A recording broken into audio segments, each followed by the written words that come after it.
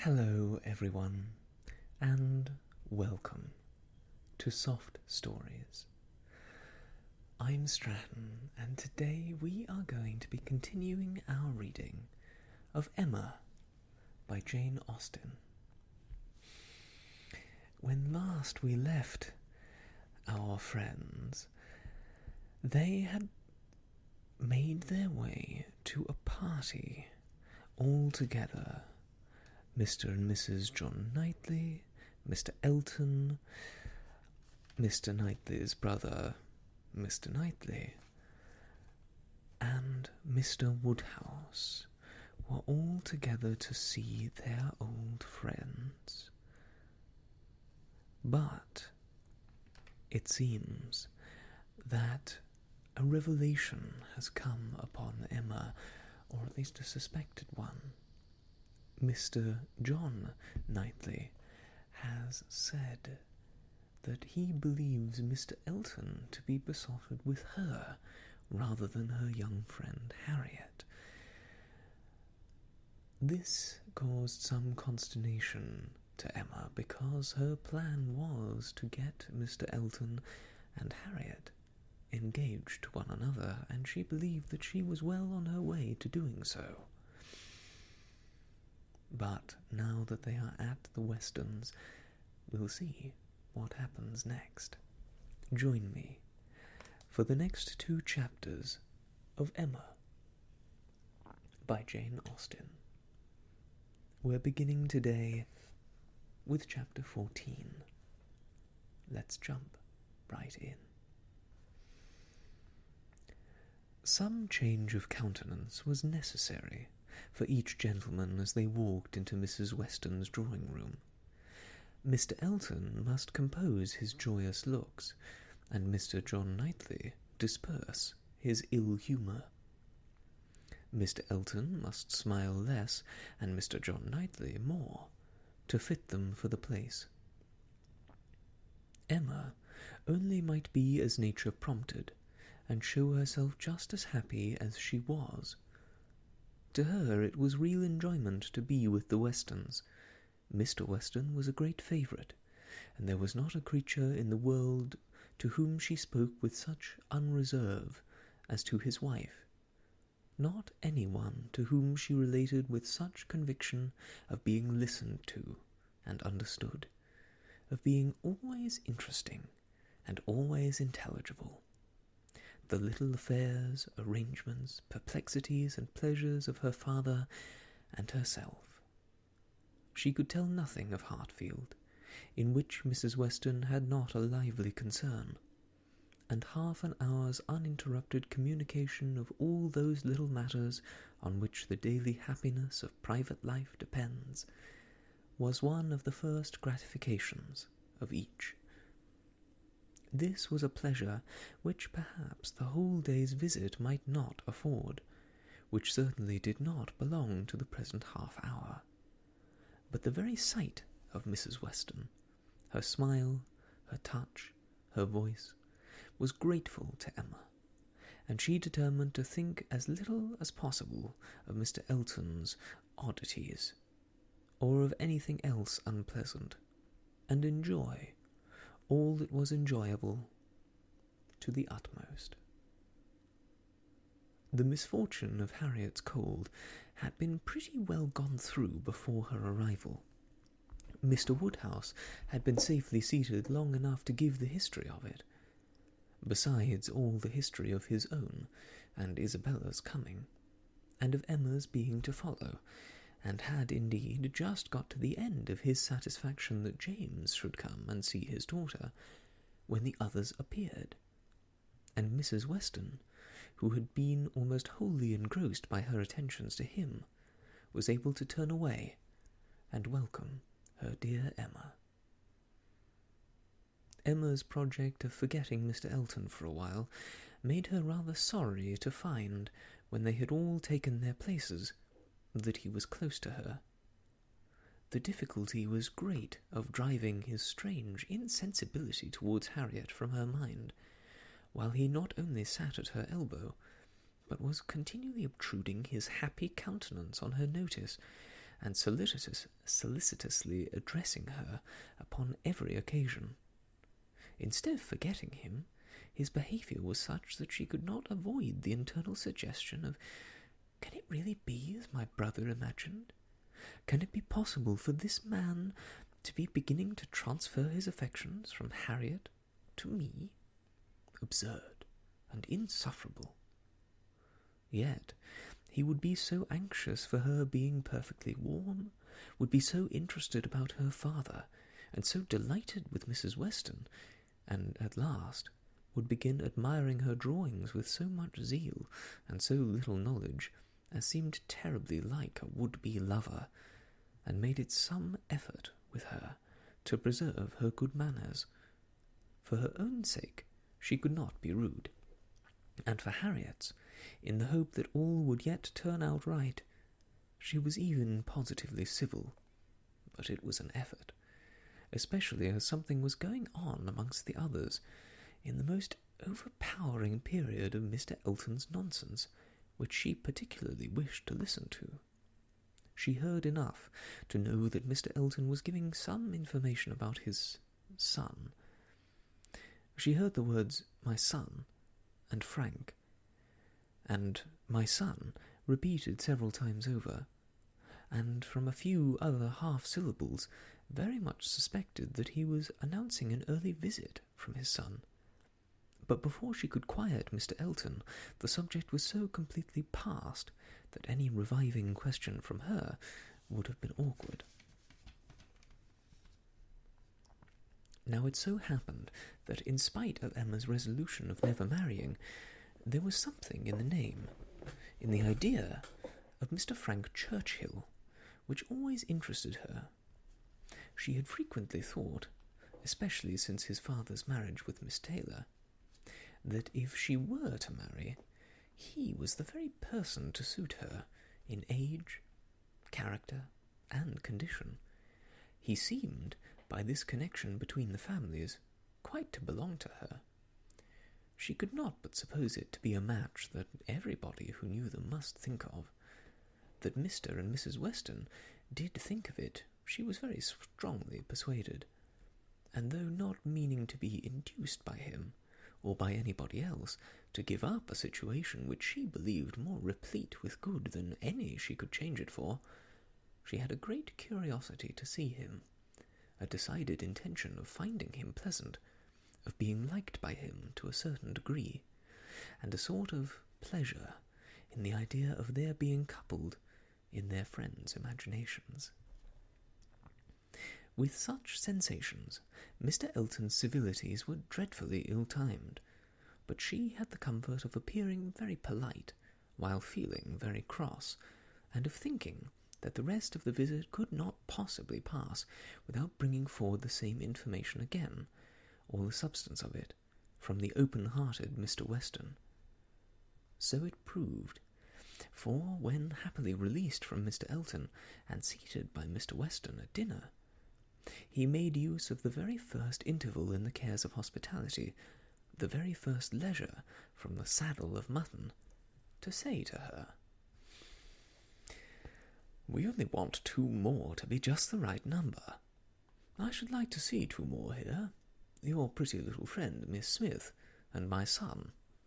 Then I should say we were quite complete. I believe you did not hear me telling the others in the drawing-room that we are expecting Frank. I had a letter from him this morning, and he will be with us within a fortnight." Emma spoke with a very proper degree of pleasure, and fully assented to his proposition of Mr. Frank Churchill and Miss Smith making their party quite complete. "He's been wanting to come to us," continued Mr. Weston, "ever since September. Every letter has been full of it, but he cannot command his own time.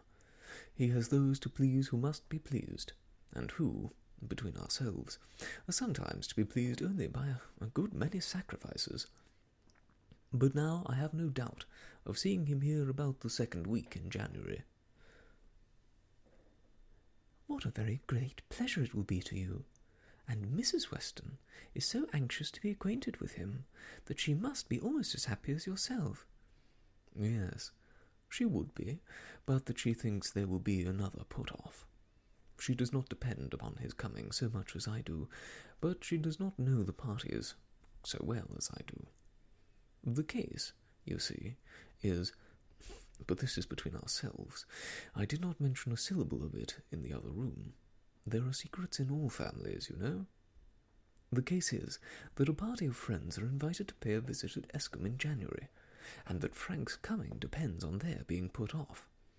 If they are not put off, he cannot stir. But I know they will, because it is a family that a certain lady of some consequence at Escombe has a particular dislike to, and though it is thought necessary to invite them once in 2 or 3 years, they always are put off when it comes to the point. I have not the smallest doubt of the issue. I am as confident of seeing Frank here before the middle of January as I am of being here myself. But your good friend there, nodding towards the upper end of the table, has so few vagaries herself, and has been so little used to them at Hartfield, that she cannot calculate on their effects, as I have been long in the practice of doing. "I'm sorry there should be anything like doubt in the case," replied Emma, "but I'm disposed to side with you, Mr. Weston. If you think he will come, I shall think so too, for you know Escombe." "Yes, I have some right to the knowledge, though I have never been at the place in my life. She's an odd woman, but I never allow myself to speak ill of her on Frank's account, for I do believe her to be very fond of him. I used to think she was not capable of being fond of anybody, except herself, but she has always been kind to him, in her way, allowing for little whims and caprices, and expecting everything to be as she likes.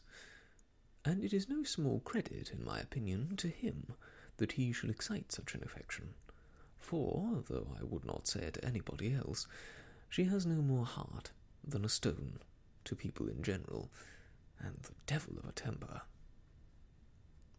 Emma liked the subject so well that she began upon it to Mrs. Weston very soon after their moving into the drawing-room, wishing her joy, yet observing that she knew the first meeting must be rather alarming.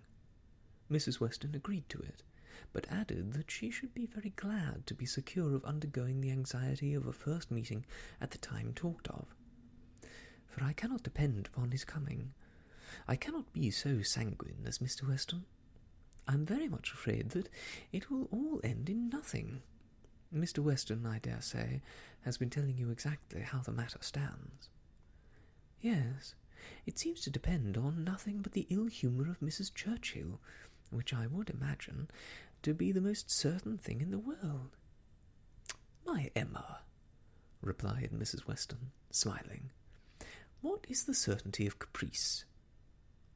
Then, turning to Isabella, who had not been attending before, "You must know, my dear Mrs. Knightley, that we are by no means so sure of seeing Mr. Frank Churchill, in my opinion, as his father thinks. It depends entirely upon his aunt's spirits and pleasure. In short, upon her temper. To you, to my 2 daughters, I may venture on the truth. Mrs. Churchill rules at Escombe, and is a very odd-tempered woman, and his coming now depends upon her being willing to spare him." "Oh, Mrs. Churchill, everybody knows Mrs. Churchill," replied Isabella, "and I am sure I never think of that poor young man without the greatest compassion. To be constantly living with an ill-tempered person must be dreadful. It is what we happily have never known anything of, but it must be a life of misery. What a blessing that she never had any children, poor little creatures! How unhappy she would have made them." Emma wished she could have been alone with Mrs. Weston. She should then have heard more. Mrs. Weston would speak to her with a degree of unreserve which she would not hazard with Isabella, and she really believed would scarcely try to conceal anything relative to the Churchills from her, excepting those views on the young man, of which her own imagination had already given her such instinctive knowledge. But at present there was nothing more to be said. Mr. Woodhouse very soon followed them into the drawing-room. To be sitting long after dinner was a confinement that he could not endure. Neither wine nor conversation was anything to him, and gladly did he move to those with whom he was always comfortable. When he talked to Isabella, however, Emma found an opportunity of saying, "And so you do not consider this visit from your son as by any means certain. I am sorry for it. The introduction must be unpleasant whenever it takes place, and the sooner it could be over, the better." "Yes, and every delay makes one more apprehensive of other delays. Even if this family, the Braithwaites, are put off, I am still afraid that some excuse may be found for disappointing us. I cannot bear to imagine any reluctance on his side, but I am sure there is a great wish on the Churchills to keep him to themselves. There is jealousy. They are jealous, even of his regard for his father. In short, I can feel no dependence on his coming, and I wish Mr. Weston were less sanguine." "He ought to come," said Emma. "If he could stay only a couple of days, he ought to come, and one can hardly conceive a young man's not having it in his power to do as much as that. A young woman, if she fall into bad hands, may be teased, and kept at a distance from those she wants to be with, but one cannot comprehend a young man's being under such restraint as not to be able to spend a week with his father, if he likes it. One ought to be at Escombe, and he knows the ways of the family, before one decides upon what he can do," replied Mrs. Weston. "One ought to use the same caution, perhaps, in judging of the conduct of any one individual of any one family, but Escombe, I believe, certainly must not be judged by general rules. She is so very unreasonable, and everything gives way to her." "But she is so fond of the nephew. He is so very great a favourite. Now, according to my idea of Mrs. Churchill, it would be most natural that while she makes no sacrifice for the comfort of her husband, to whom she owes everything, while she exercises incessant caprice towards him, she should frequently be governed by the nephew, to whom she owes nothing at all. My dearest Emma, do not pretend, with your sweet temper, to understand a bad one, or to lay down rules for it. You must let it go its own way. I have no doubt of his having, at times, considerable influence, but it may be perfectly impossible for him to know beforehand when it will be." Emma listened, and then, coolly, said, "I shall not be satisfied unless he comes." "He may have a great deal of influence on some points," continued Mrs. Weston, "and on others very little, and among those on which she is beyond his reach, it is but too likely may be this very circumstance of his coming away from them to visit us." Chapter 15. Mr. Woodhouse was soon ready for his tea, and when he had drank his tea he was quite ready to go home, and it was as much as his 3 companions could do to entertain away his notice of the lateness of the hour before the other gentlemen appeared. Mr. Weston was chatty and convivial, and no friend to early separations of any sort, but at last the drawing-room party did receive an augmentation. Mr. Elton, in very good spirits, was one of the first to walk in. Mrs. Weston and Emma were sitting together on a sofa. He joined them immediately, and with scarcely an invitation, seated himself between them. Emma, in good spirits too, from the amusement afforded her mind by the expectation of Mr. Frank Churchill, was willing to forget his late improprieties, and be as well satisfied with him as before, and on his making Harriet his very first subject, was ready to listen with most friendly smiles. He professed himself extremely anxious about her fair friend, her fair, lovely, amiable friend. Did she know? Had she heard anything about her? Since their last being at Randalls, he felt much anxiety. He must confess that the nature of her complaint alarmed him considerably. And in this style of talk, on for some time, very properly, not much attending to any answer, but altogether sufficiently awake to the terror of a bad sore throat, and Emma was quite in charity with him. But at last there seemed a perverse turn. It seemed, all at once, as if he were more afraid of its being a bad sore throat on her account than on Harriet's, more anxious that she should escape the infection than that there should be no infection in the complaint. He began with great earnestness to entreat her to refrain from visiting the sick chamber again for the present, to entreat her to promise him not to venture into such hazard until he had seen Mr. Perry and learned his opinion. And though she tried to laugh it off and bring the subject back onto its proper course, there was no putting an end to his extreme solicitude about her. She was vexed. It did appear, there was no concealing it, exactly like the pretence of being in love with her instead of Harriet. An inconstancy, if real, the most contemptible and abominable. And she had difficulty in behaving with temper. He turned to Mrs. Weston to implore her assistance. Would she not give him her support? Would she add her persuasions to his to induce Miss Woodhouse not to go to Mrs. Goddard's till it was certain that Miss Smith's disorder had no infection? He should not be satisfied without a promise. Would not she give him her influence in procuring us? So scrupulous for others, he continued, and yet so careless for herself. She wanted me to nurse my cold by staying at home today, and yet will not promise to avoid the danger of catching an ulcerated sore throat herself. Is this fair, Mrs. Weston? Judge between us. Have not I some right to complain? I am sure your kind support and aid will be on my side. Emma saw Mrs. Weston's surprise, and felt that it must be great at an address which, in words and manner, was assuming to himself the right of first interest in her, and as for herself, she was too much provoked and offended to have the power of directly saying anything to the purpose.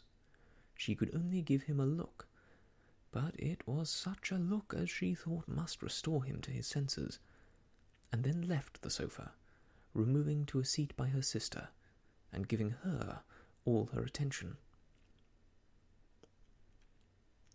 She had not time to know how Mr. Elton took the reproof, so rapidly did another subject succeed, for Mr. John Knightley now came into the room from examining the weather, and opened on them all with the information of the ground being covered with snow, and of it still snowing fast, with a strong drifting wind, concluding with these words to Mr. Woodhouse: "This will prove a spirited beginning of your winter engagements, sir. Something new for your coachman and horses to be making their way through a storm of snow." Poor Mr. Woodhouse was silent from consternation, but everybody else had something to say. Everybody was either surprised or not surprised, and had some questions to ask, or some comfort to offer.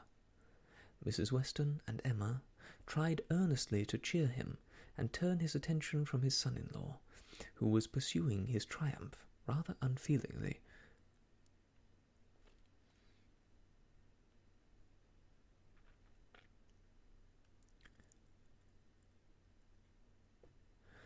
"I admired your resolution very much, sir," said he, "in venturing out in such weather, for, of course, you saw there would be snow very soon. Everybody must have seen the snow coming on. I admired your spirit, and I dare say we shall get home very well. Another hour or two's snow can hardly make the road impassable, and we are 2 carriages. If one is blown over in the bleak part of the common field, there will be the other at hand. I dare say we shall be all safe at Hartfield before midnight." Mr. Weston, with a triumph of a different sort, was confessing that he had known it to be snowing for some time, but had not said a word, lest it should make Mr. Woodhouse uncomfortable, and be an excuse for his hurrying away. As to there being any quantity of fallen snow, or likely to fall to impede their return, that was a mere joke. He was afraid they would find no difficulty. He wished the road might be impassable, and that he might be able to keep them all at Randalls, and with the utmost goodwill was sure that accommodation might be found for everybody, calling on his wife to agree with him that, with a little contrivance, everybody might be lodged, which she hardly knew how to do, from the consciousness of there being but 2 spare rooms in the house. "What is to be done, my dear Emma? What is to be done?" was Mr. Woodhouse's first exclamation, and all that he could say for some time. To her he looked for comfort, and her assurances of safety. Her representation of the excellence of the horses, and of James, and of their having so many friends about them, revived him a little. His eldest daughter's alarm was equal to his own. The horror of being blocked up at Randalls while her children were at Hartfield was full in her imagination, and fancying the road to be now just passable for adventurous people, but in a state that admitted no delay, she was eager to have it settled. That her father and Emma should remain at Randalls, while she and her husband set forward instantly through all the possible accumulations of drifted snow that might impede them. "You had better order the carriage directly, my love," said she.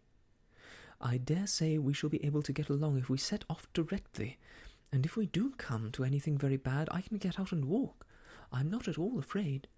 I should not mind walking half the way. I could change my shoes, the moment I got home, and it's not the sort of thing that gives me cold." "Indeed," replied he. "Then, my dear Isabella, it is the most extraordinary sort of thing in the world, for in general everything does give you cold. Walk home. You are prettily shod for walking home, I dare say. It will be bad enough for the horses." Isabella turned to Mrs. Weston for her approbation of the plan. Mrs. Weston could only approve. Isabella then went to Emma, but Emma could not so entirely give up the hope of their being all able to get away, and they were still discussing the point, when Mr. Knightley, who had left the room immediately after his brother's first report of the snow, came back again, and told them that he had been out of doors to examine, and could answer for there not being the smallest difficulty in their getting home whenever they liked it, either now or an hour hence. He had gone beyond the sweep, some way along the Highbury road. The snow was nowhere above half an inch deep, in many places hardly enough to whiten the ground. A very few flakes were falling at present, but the clouds were parting, and there was every appearance of its being soon over. He had seen the coachman, and they both agreed with him in there being nothing to apprehend. To Isabella, the relief of such tidings was very great, and they were scarcely less acceptable to Emma on her father's account, who was immediately set as much at ease on the subject as his nervous constitution allowed. But the alarm that had been raised could not be appeased so as to admit of any comfort for him while he continued at Randalls. He was satisfied of there being no present danger in returning home, but no assurances could convince him that it was safe to stay, and while the others were variously urging and recommending, Mr. Knightley and Emma settled it in a few brief sentences, thus: "Your father will not be easy. Why do you not go? I'm ready, if the others are. Shall I ring the bell?" "Yes, do." And the bell was rung, and the carriages spoken for. A few minutes more, and Emma hoped to see one troublesome companion deposited in his own house, to get sober and cool, and the other recover his temper and happiness when this visit of hardship were over. The carriages came, and Mr. Woodhouse, always the first object on such occasions, was carefully attended to his own by Mr. Knightley and Mr. Weston. But not all that either could say could prevent some renewal of alarm at the sight of the snow which had actually fallen, and the discovery of a much darker night than he had been prepared for. He was afraid they should have a very bad drive. He was afraid poor Isabella would not like it. And there would be poor Emma in the carriage behind. He did not know what they had best do. They must keep as much together as they could, and James was talked to, and given a charge to go very slow, and wait for the other carriage. Isabella stepped in after her father. John Knightley, forgetting that he did not belong to their party, stepped in after his wife very naturally, so that Emma found, on being escorted and followed into the second carriage by Mr. Elton, that the door was to be lawfully shut on them, and that they were to have a tete-a-tete drive. It would not have been the awkwardness of a moment. It would have been rather a pleasure, previous to the suspicions of this very day. She could have talked to him of Harriet, and the 3/4 of a mile would have seemed but one. But now she would rather it had not happened. She believed he had been drinking too much of Mr. Weston's good wine, and felt sure that he would want to be talking nonsense. To restrain him as much as might be, by her own manners, she was immediately preparing to speak with exquisite calmness and gravity of the weather and the night. But scarcely had she begun, scarcely had they passed the sweep gate and joined the other carriage, than she found her subject cut up, her hand seized, her attention demanded, and Mr. Elton actually making violent love to her, availing himself of the precious opportunity, declaring sentiments which must be already well known, hoping, fearing, adoring, ready to die if she refused him, but flattering himself that his ardent attachment and unequalled love and unexampled passion could not fail of having some effect, and in short, very much resolved on being seriously accepted as soon as possible. It really was so, without scruple, without apology, without much apparent diffidence. Mr. Elton, the lover of Harriet, was professing himself her lover. She tried to stop him, but vainly. He would go on and say it all. Angry as she was, the thought of the moment made her resolve to restrain herself when she did speak. She felt that half this folly must be drunkenness, and therefore could hope that it might belong only to the passing hour. Accordingly, with a mixture of the serious and the playful, which she hoped would best suit his half-and-half state, she replied, "I am very much astonished, Mr. Elton. This to me? You forget yourself. You take me for my friend. Any message to Miss Smith I shall be happy to deliver, but no more of this to me, if you please." Miss Smith? Message to Miss Smith? What could she possibly mean? And he repeated her words with such assurance of accent, such boastful pretence of amazement, that she could not help replying with quickness, "Mr. Elton, this is the most extraordinary conduct, and I can account for it only in one way. You are not yourself, or you could not speak either to me or of Harriet in such a manner. Command yourself enough to say no more, and I will endeavour to forget it." But Mr. Elton had only drunk wine enough to elevate his spirits, not at all to confuse his intellects. He perfectly knew his own meaning, and having warmly protested against her suspicion as most injurious, and slightly touched upon his respect for Miss Smith as her friend, but acknowledging his wonder that Miss Smith should be mentioned at all, he resumed the subject of his own passion, and was very urgent for a favourable answer. As she thought less of his inebriety, she thought more of his inconstancy and presumption, and with fewer struggles for politeness, replied, "It is impossible for me to doubt any longer. You have made yourself too clear.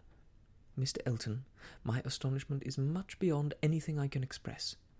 After such behaviour as I have witnessed during the last month to Miss Smith, such attentions as I have been in the daily habit of observing, to be addressing me in this manner, this is an unsteadiness of character, indeed, which I had not supposed possible.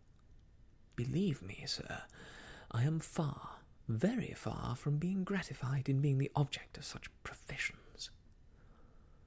"Good heaven!" cried Mr. Elton. "What can be the meaning of this? Miss Smith?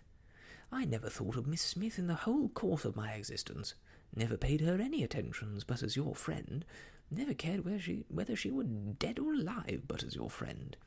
If she has fancied otherwise, her own wishes have misled her, and I am very sorry, extremely sorry. But Miss Smith, indeed! Oh, Miss Woodhouse! Who can think of Miss Smith when Miss Woodhouse is near? No, upon my honour, there is no unsteadiness of character. I have thought only of you. I protest against having paid the smallest attention to anyone else. Everything that I have said or done, for many weeks past, has been with the sole view of marking my adoration of yourself. You cannot really, seriously doubt it?" "No," in an accent meaning to be insinuating, "I'm sure you've seen it, and understood me." It would be impossible to say what Emma felt on hearing this. Which of all her unpleasant sensations was uppermost? She was too completely overpowered to be immediately able to reply, and 2 moments of silence being ample encouragement for Mr. Elton's sanguine state of mind, he tried to take her hand again, as he joyously exclaimed, "Oh, charming Miss Woodhouse, allow me to interpret this interesting silence. It confesses that you have long understood me."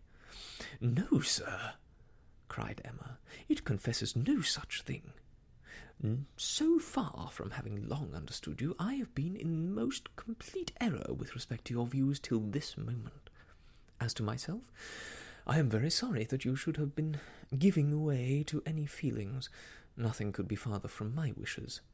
Your attachment to my friend Harriet, your pursuit of her, pursuit, it appeared, gave me great pleasure, and I have been very earnestly wishing you success. But I had supposed that she were not your attraction to Hartfield. I should certainly have thought you judged ill in making your visits so frequent. Am I to believe that you have never sought to recommend yourself particularly to Miss Smith? That you have never thought seriously of her?" "Never, madam," cried he, affronted in his turn. "Never, I assure you. I think seriously of Miss Smith? Miss Smith is a very good sort of girl, and I should be happy to see her respectably settled. I wish her extremely well, and no doubt there are men who might not object to. Everybody has their level. But as for myself, I am not, I think, quite so much at a loss. I need not so totally despair of an equal alliance as to be addressing myself to Miss Smith. No, madam, my visits to Hartfield have been for yourself only, and the encouragement I received—" "Encouragement? I give you encouragement? Sir, you have been entirely mistaken in supposing it. I have seen you only as the admirer of my friend. In no other light could you have been more to me than a common acquaintance. I am exceedingly sorry, but it is well that the mistake ends where it does. Had the same behaviour continued, Miss Smith might have been led into a misconception of your views, not being aware, probably, any more than myself, of the great inequality which you are so sensible of. But as it is, the disappointment is single, and, I trust, will not be lasting. I have no thoughts of matrimony at present." He was too angry to say another word, her manner too decided to invite supplication, and in this state of swelling resentment and mutually deep mortification, they had to continue together a few minutes longer, for the fears of Mr. Woodhouse had confined them to a foot-pace. If there had not been so much anger, there would have been desperate awkwardness. But their straightforward emotions left no room for the little zigzags of embarrassment.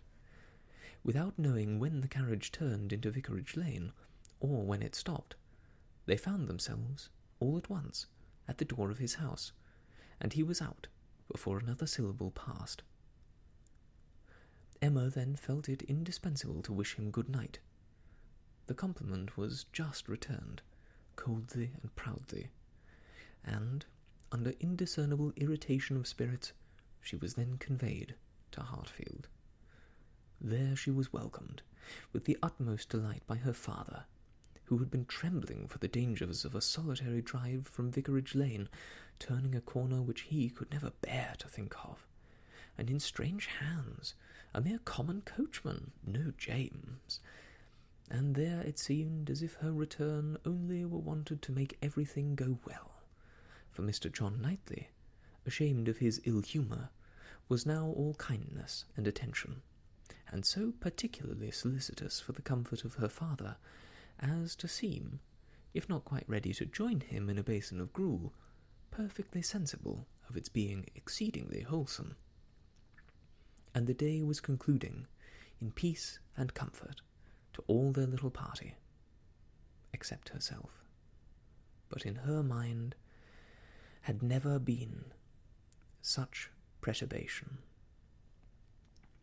and it needed a very strong effort to appear attentive and cheerful, till the usual hour of separating allowed her the relief of quiet reflection. And that is the end of chapter 15. Oh my gosh, things have definitely come to a head, haven't they? How very exciting. I wonder what will happen next. What will Emma do about Harriet? What of Frank? I'm intrigued to see what Mr. Frank Churchill will bring to the story. Emma seems interested in him in the way she hasn't in any other man in the story so far. I'll be eager to meet him as well, should he be able to escape the clutches of his aunt. But I guess we'll find out more about that next time on Soft Stories. Thank you so much for joining me, and I look forward to seeing you again soon.